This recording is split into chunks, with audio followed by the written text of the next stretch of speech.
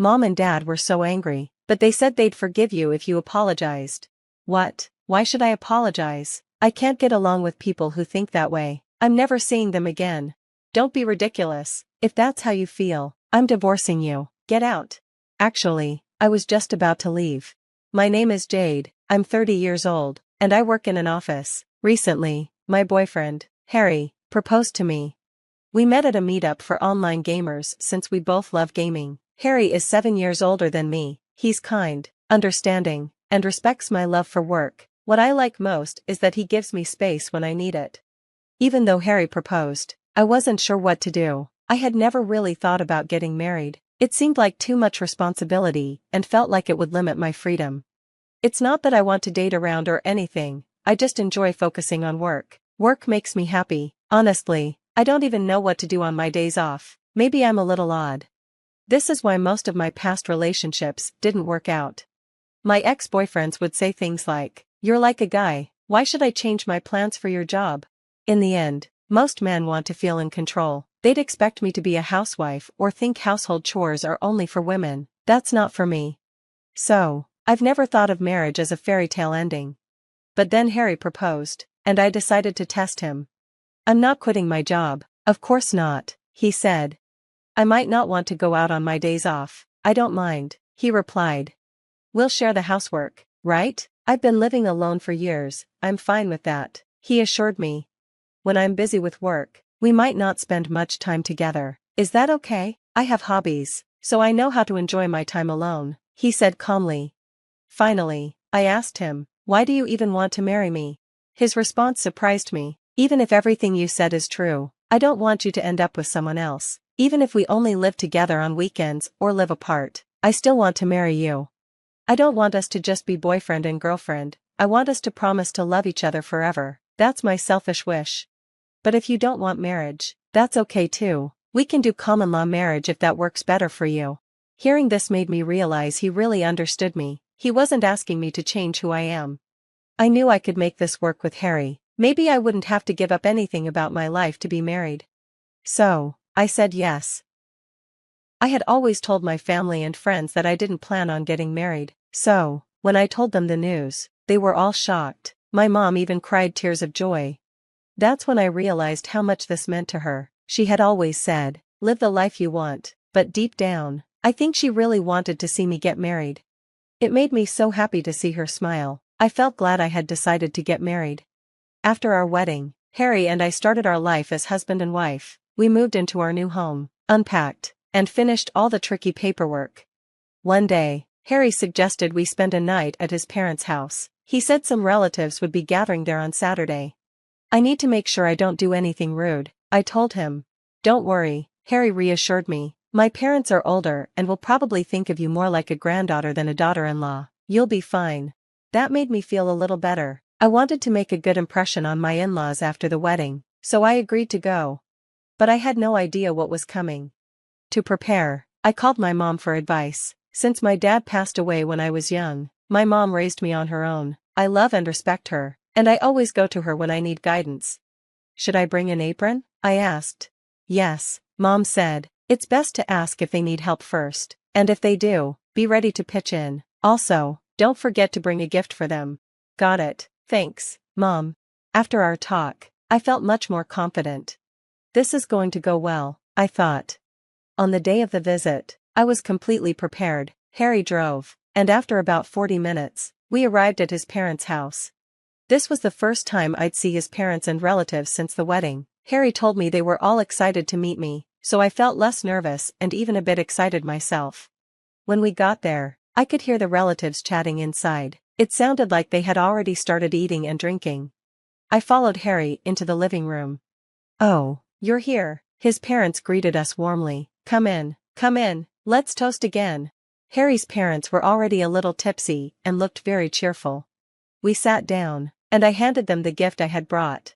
"Oh, thank you so much," they said with big smiles.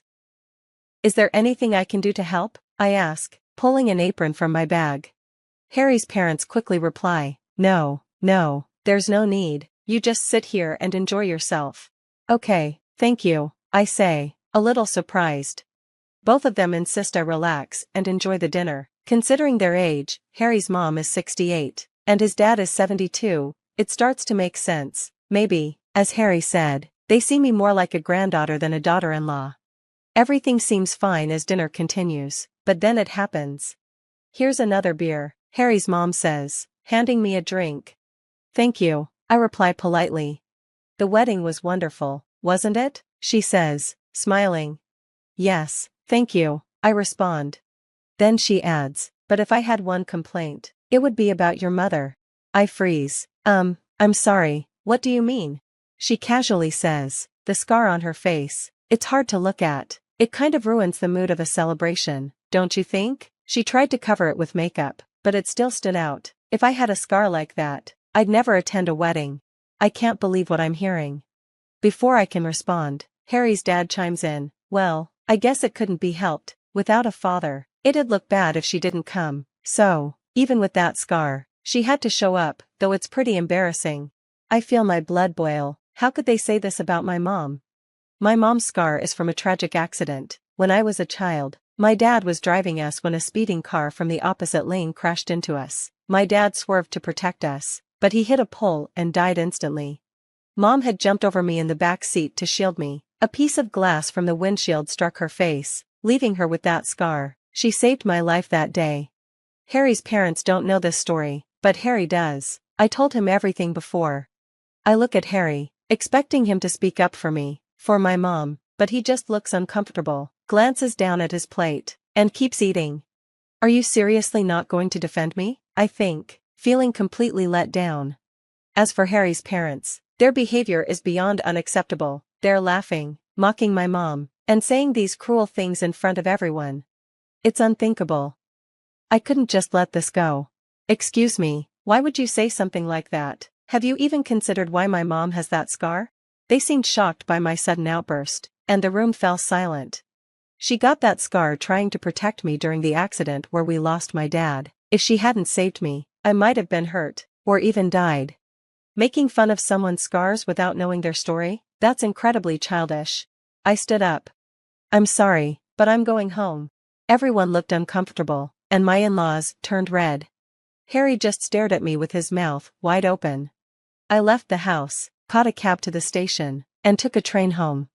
Once I got home, I decided to pack my things and leave, but it was already night, and I couldn't drive because I'd been drinking, so I spent the night there instead. I decided I'd wait for Harry to come home the next day. I wanted to leave, but I felt I should hear him out first. When Harry came home, he was visibly angry. He threw his bags on the floor and glared at me. What was that? You embarrassed me and my parents. Your parents are the ones to blame. They insulted my mom in front of everyone. You know why she has that scar, and you didn't defend me. That's not what I'm talking about. First, apologize for embarrassing me and my parents. What do you mean? That's not what you're talking about? If your parents hadn't acted that way, none of this would have happened. You're insulting my parents again. No, I'm not. I'm just telling the truth about what happened. My parents are angry, but they said they'll forgive you if you apologize. They're being generous, and you should be grateful. What? Why should I apologize? I can't get along with people who would say that. I'll never see them again. Don't be stupid. If you don't apologize, I'm divorcing you. Get out. Actually, I was just about to leave. I grabbed the bags I had already packed. You were planning to leave? Yes, because your family was awful to me. Fine, then I have something for you too. He pulled out the divorce papers and slammed them on the table. They were already filled out, and his parents had signed as witnesses. They'd clearly talked about this and decided that if I didn't listen to them, he would give me these papers. Unbelievable. So, are you scared? If you're sorry at all, we can go to my parents' house right now to apologize. I couldn't believe he thought this was a good way to pressure me. I picked up the divorce papers and my bags and walked out of the house without saying another word. Hey, Harry shouted after me, but I ignored him. I went straight to my mom's house. On the way, I submitted the divorce papers. This meant that I had nothing more to do with Harry.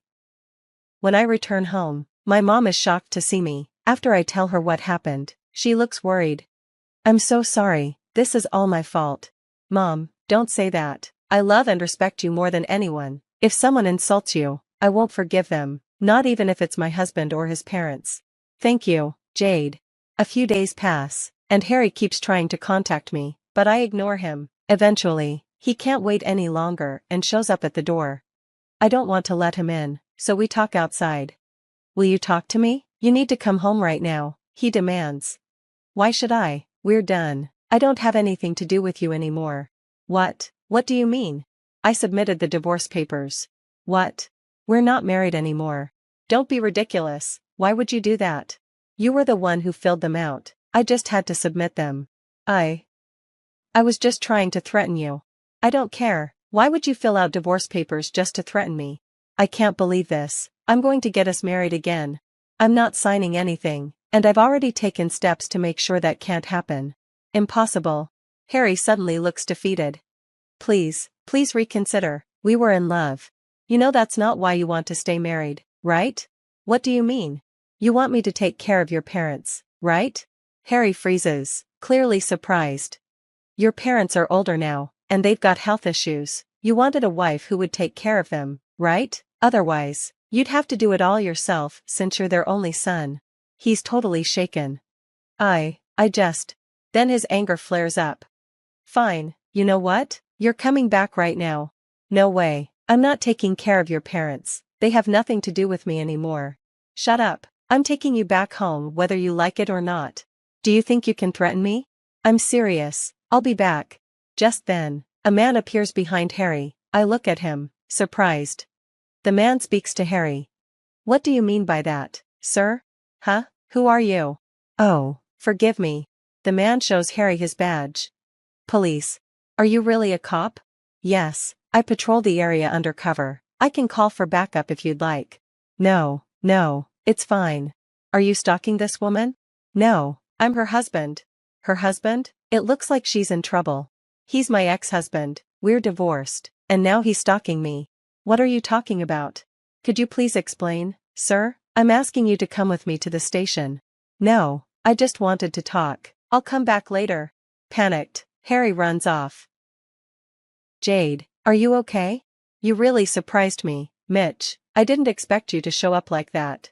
The policeman is Mitch, my childhood friend.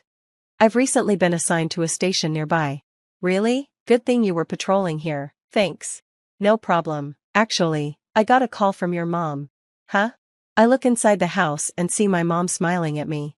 She lives alone, so I was worried and decided to check on her once in a while. Really? I didn't know. We planned together to surprise you when you came back. Did you?